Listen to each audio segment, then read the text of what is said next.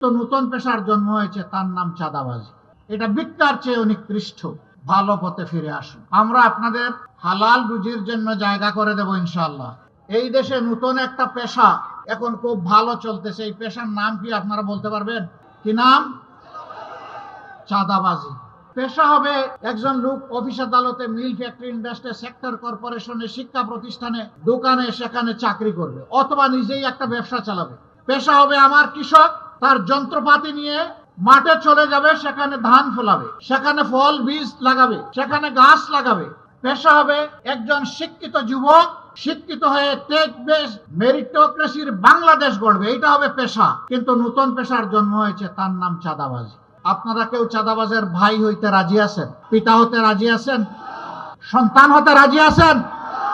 মায়েরা, বোনেরা এখানে আছেন, কেউ চাঁদাবাজের স্ত্রী হতে রাজি আছেন? মা হতে রাজি আছেন? বোন হতে রাজি আছেন? নাই।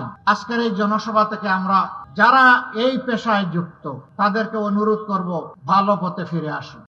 ভবিষ্যতে নিরাপদ বিনিয়োগ হোক বিশ্বস্ত, আর আমার পছন্দ salt pay. Welcome to salt pay.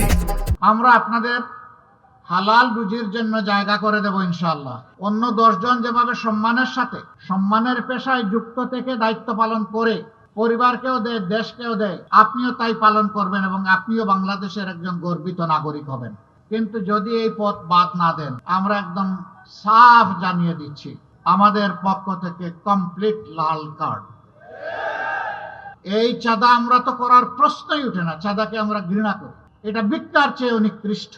আমরা ইনশাআল্লাহ কারো মায়ের সন্তানকে চাঁদাবাজি করতেও দেব না। কথা একদম সাফ। এখানে কোনো রাগ ডাক নাই। হ্যাঁ, তারা যদি ন্যায়ের পথে, কল্যাণের পথে, স্বাভাবিক পথে, স্বাভাবিক জীবনযাপনের পথে ফিরে আসে, মোস্ট ওয়েলকাম। আমরা সম্মান দেখাবো।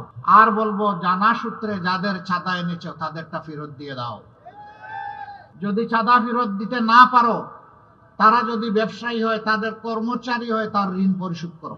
বাকিটা রাষ্ট্র তোমার পাশে দাঁড়িয়ে তোমাকে প্রোটেকশন দিবে ইনশাআল্লাহ।